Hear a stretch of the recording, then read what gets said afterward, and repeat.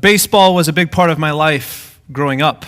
But my parents, as a little kid, my parents didn't want to buy the expensive seats close to the field. Instead, they bought the nosebleed section because they knew that by the end of the game, if it was a night game in particular, I'd probably be tired and done and want to go home. Even though it was the Cardinals and I was cheering on my favorite team, there was some point the game was just too long. And because I spent most of my early days of baseball in the nosebleed sections, my parents invested in pairs of binoculars for my brother and I. Right? Because you want to see the players that you have on your baseball cards and so I got to pick out my very own binoculars. And this is the actual pair I picked out. I don't know why. Probably because I thought camouflage was cool. But these helped immensely. When I got to a certain age when I could see through them and actually use them and actually see there you go. Oh, hey John, how you doing? Zooming right in on your face. But these were so helpful to see the game and to see the players that I had on the cards and the players that I saw on TV when I wasn't able to go to the game. Binoculars are a wonderful gift. Because they bring what's far away close to you. One of the things I loved to do before the game was to zoom in on those guys putting the chalk lines on the field, and you'd see them hit the hammer, and then like 4 seconds later you'd hear the whack. I just thought that was cool. And being a little kid, I didn't know how that happened. Sound travels faster than light, I know now. But yeah, these brought what was far away close. And I felt like I was even a part of the game a little bit. Like I was closer than I really was. Now, binoculars are an amazing thing for a young kid in the stands of a baseball game. There's a guy by the name of Dan. And that's not his real name. We're using that just because it's a story about an actual person. And he was a partner at a law firm in Boston. And he was good at what he did. He moved up pretty quick. He had a great education. He even had a great family. And he had a great family life. Not only did he have a great job, he also had a great family, a wife and kids. And what a blessing that was for him. No debt, nice house, nice cars. Everything seemed to be right in his life. But on this particular morning, as his coworkers waited at the law firm for him, he was still at home, still in his pajamas, unshaven in the bathroom. But not looking in the mirror, he was actually on the floor, curled up, and crying into a towel. So his family couldn't hear him. He was extremely unhappy. Not because of his family relationship, not because it wasn't the job that he desired to have as a kid, or growing up, not because he didn't have the car or anything like that. It's because he was unhappy with his work. As much as he wanted to be a lawyer, as wonderful as his job was, as prestigious as his job was, and beautiful as his family was, he wasn't happy because he hated his job. And his life was so caught up in his job, he hated himself. And that was Dan's position. He lost sight of who he was because his job became such a depressing part of his life. It just became work, and the more clients he worked with, the more challenging his work became, the more he hated, the more unhappy he became, until this point when he was crying into a towel on his bathroom floor. He lost sight of what he had, and he lost sight of who he truly was. The people of Israel had that similar experience. We've covered a lot of time in 2 weeks, from last week to this week, from Abraham to Moses. A lot has happened. There have been generations born. Abraham had Isaac. Isaac had 2 kids, Esau and Jacob. Jacob was renamed to Israel. He had 12 kids. I'm not going to name all of them because I won't remember. But 2 of the prominent ones were Judah and Joseph. And then we tracked Joseph's life in Egypt and how he had this up and down life and went to prison and out of prison, and he got falsely accused of things, and then he became the right-hand man of Pharaoh. And for all of that, God, through him, blessed his family with the most fertile land in Egypt called the Valley of Goshen. And there the people of Israel, the 12 tribes of Israel, grew in number. And they fed off of that land. Their herds fed off of that land, and they became a very numerous people. And for Joseph, the Pharaoh of that day said, You are beautiful to me. You are closer to me than family. I will give you any land. And so he gives him this land, and he remembered Joseph and his family. And that's in Genesis chapter 47. And in Exodus chapter 1, it says that many kings and many pharaohs came through Egypt, and they forgot about Joseph. And they forgot about the relationship that original Pharaoh and Joseph had. And they forgot, and they put the people of Israel into slavery. Many of us know this story. Story of the people of Israel in slavery in Egypt. And over all of those many centuries and decades, the people of Israel, the promises of God and who they were as God's chosen people started to feel pretty far away. And they cried. They cried out to God.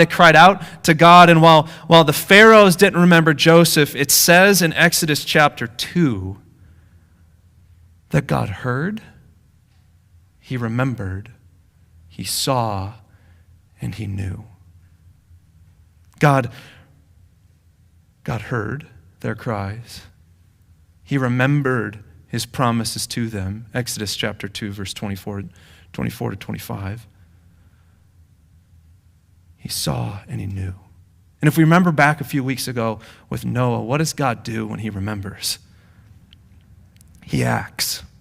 He acts upon what he remembers. And so that's what we get in this story of the Exodus, the people of Israel being brought out of slavery from Egypt through those 10 miraculous plagues of God, God showing his power over all of creation in sending those plagues. And some theologians even think God was showing his power over the false deities of Egypt. And God brought them out. He remembered, he saw, he knew. He knew his people. He saw his people. He remembered his people. He heard his people crying out. That's what God did. He brought them out, and we see this at the beginning of our reading. The first thing God says to Moses, he says this in Exodus chapter 19, verse 4. Tell this to the people of Israel. You yourselves have seen what I did to the Egyptians, and how I bore you on eagle's wings and brought you to myself. When God felt far away, when their identity as God's chosen people felt far away, God came to them, he heard them, he remembered them, he saw them, he knew them, and he brought them to himself. That's what that whole experience was about. That delivery from Egypt was to bring the people of God back in relationship with God. And then God goes on to tell Moses to tell this to the people. Why did I do that? I brought you to myself because you're my treasured possession. Because above anybody else in all of creation, I have picked you to be my treasured possession. If we remember back way to the beginning of the series in Deuteronomy 7, it wasn't because they were strong. It wasn't because they were mighty. It wasn't because they were the greatest of all people. In fact, it was because they were the least of all people that God picked them.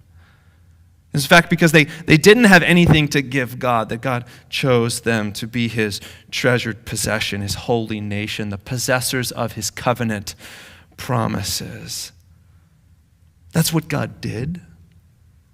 He remembered, he delivered, he saw, And that's who they were.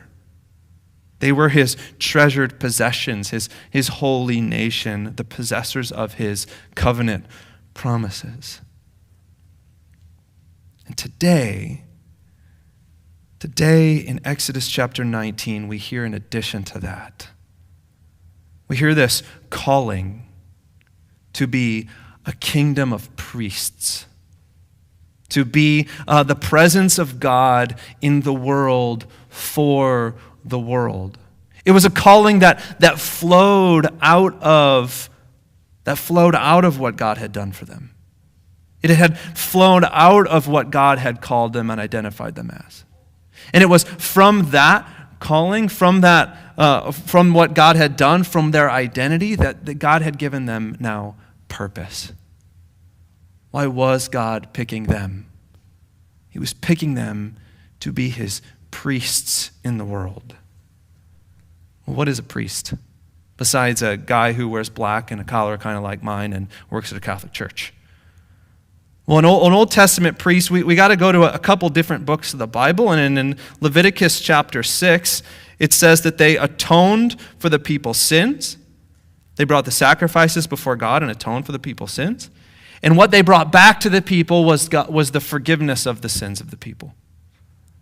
They were intercessors for the people. They were the in-between for the people of God. They were these Levitical priests that we read about in Leviticus and we read about throughout the Old Testament. They were the interceders for God's people. God's people brought their sins. The Old Testament priests did sacrifices for them and brought back the forgiveness of God. That was that intercessor for them. We also hear about in the New Testament in Hebrews chapter 5. For every high priest chosen from among men is appointed to act on behalf of the men in relation to God, intercessor, to offer gifts and sacrifices for sins. He can deal gently with the ignorant and wayward, since he himself is beset with weakness. So these priests were no different than the people. They were just given this particular calling to intercede. To bring the sins to the people and the forgiveness of God back to the people, to pray for the people, to bring their petitions to God, but also and ultimately to proclaim the mighty works of God to the people.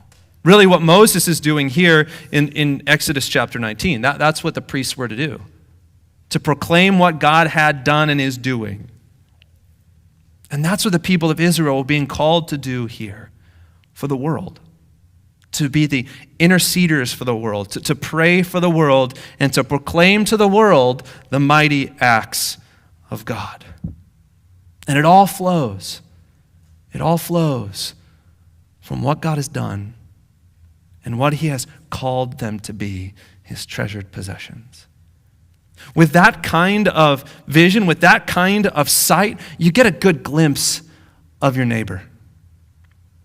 You begin to see and not worry about what you need to do for God, but instead what God has called you to do for the people around you.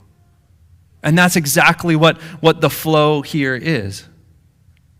That because God had done all these things, because he had called them something, his treasured possessions, is because he'd given them a calling and a purpose in the world. They can no longer worry about what God thinks of them. They know what God thinks of them. Treasured possession, holy nation, his people, willing to do anything for them, so that they could have eyes on the world. That was their call as kingdom of priests. To see the world, to draw close to the world, to live in the world, to intercede for it, pray for it, proclaim to it. Funny thing about binoculars that I love to do at the ball game was to turn them around. You ever done that? Like, wow. Like my hand feels like it's like 100 feet long. I wish I could give you all binoculars, pass these around. It's hilarious. The picture's still clear, but everything, I can barely see John back there now. When before, like, I zoom in right on his face. Now Now I can barely see his face. Actually, I can see the whole back of the sanctuary, which is really awesome. But everything seems so far away. It's fun, but it's not helpful. It doesn't actually do anything for you. It just makes things more confusing and more distant.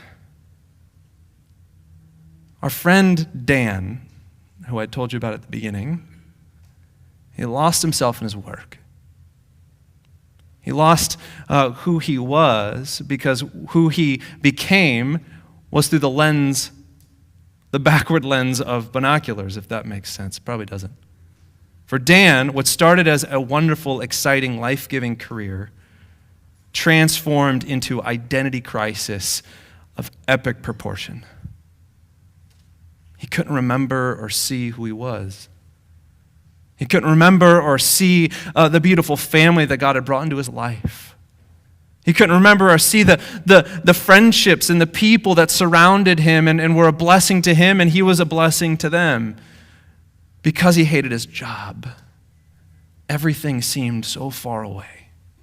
Everything seemed so distant and out of reach. As we read the Old Testament, that's what we hear.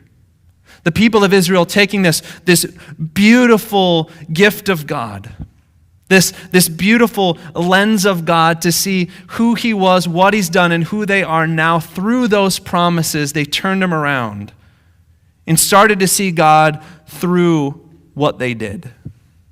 They started to see God through the law, through the instruction, the 10 Commandments, and God's promises became very distant because they had to work for it, because they had to earn it, because they had to become something better than what they were. They turned it all around.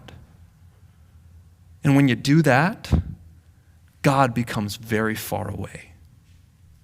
And that's what happens throughout the Old Testament. You see a people who consistently turned what was supposed to be a blessing, a promise, a covenant, a role in the world, and they make it a work to earn God. They make it a work to gain more blessing and more promise, even though they already had it all. We do that a lot. When we come to church, and that little part of our head says, God must be happy with me.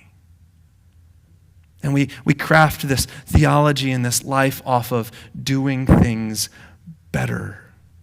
And the church, the leadership of the church, does exactly what the priests do when they say, be better, do more.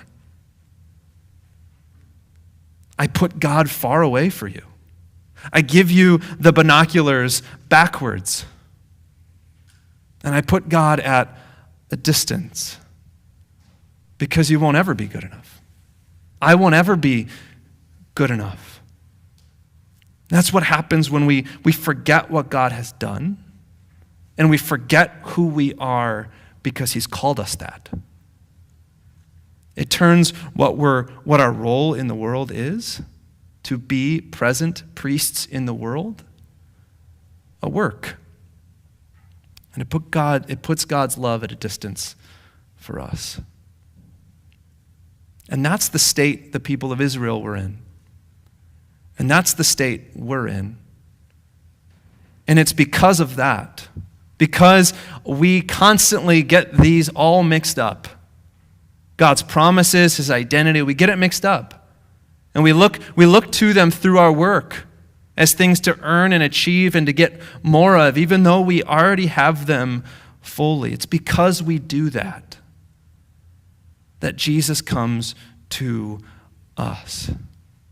That's why we preach Jesus every week, because we get this wrong. And we need somebody right up in front of these binoculars turning them around for us, to remind us of all the things that God has done, that they have been fulfilled in the person and the work of Jesus. That promised seed made to Abraham that would bless the entire world was Jesus himself.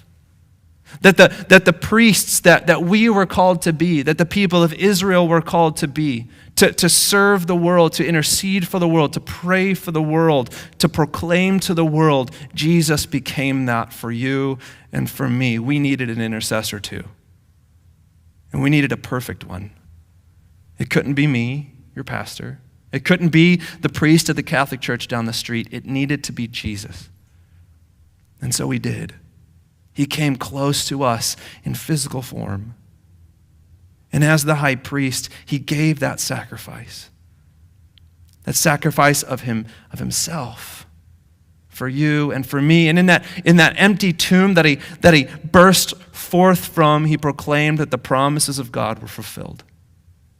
That they all had their answer of yes. That you are his treasured possession. Not because of anything you've done or anything I've done, but because of everything that Christ has given. You are worth giving his life for. That's how treasured you actually are. That we have a God who is faithful to his promises and continues to work. He worked in Jesus and Jesus continues to work.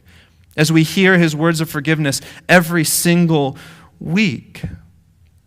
And it's from this place, it's from here, as we hear that, we hear what God has done, we hear who we are, that we're given that proclamation and that promise that we are holy people, that we are a kingdom of priests proclaiming his good news to a world that needs it. He turns the binoculars around, and it's here that we draw close to Jesus, and he draws close to us in his word and in his sacrament. Because I know that I get this wrong all the time, and I know you do too. So does he. I wish I knew Dan. I don't. He's a guy he's a real guy. I don't know his name. But I read about him in a psychological journal on losing your identity in your work. I wish I was his friend, because as God's priest, as a priest in God's kingdom like you, I wish I could have joined him on the bathroom floor and mourned with him over the loss of the identity he thought he had, the life that he thought he crafted, and I wish I had an opportunity to bring Jesus close to him. Because for him, whether he was a Christian or not, I don't know, God must have felt pretty far away. And I wish I had the opportunity to say, who you are doesn't flow out of what you do or what you've done. It flows from what Jesus does and has done for you. I wish I knew Dan, because as a priest like you, that's what we're called to do, to bring Jesus close to people who feel like he's far away. Now, this is a soapbox of mine, and I hope you understand that that's where I'm going before I even said anything. We often get this wrong as God's people. I often get this wrong as God's people. I want people to change and live a holy life before I'm willing to speak God's promise to them. That's just the way my mind works. Because I've lived a pretty good life my entire life. I've gone to church. I've done good things. I try not to break any rules. I try not to break any laws, even though I know I do. But those people are much worse than me. You can name them, whoever you think they are. But what we hear here and what we see here as God's call to us as kingdom of priests is not to give people the law first. It's to give people the gospel. Give people Jesus. Bring Jesus to them. Not expecting them to find Jesus, because to them, Jesus is so far away. God is so far away. And for you and me who come here, who hear the word of God, who receive his gifts of his body and blood, the forgiveness of sins and Holy Communion, we know that we have a God who draws near to us. We also know that we have a God who through us wants to draw close to everyone else. That is your call as God's people. And Peter would put it this way: but you are a chosen race, a royal priesthood, a holy nation, a people for his own possession. Why? That you may proclaim his excellencies, the excellencies of him who called you out of darkness into his marvelous light. You have Jesus. Jesus has drawn close to you in his promises. He's drawn close to you in his word. And now, as his kingdom of priests, we bring Jesus to people who think he's really far away. It's in Jesus' name. Amen.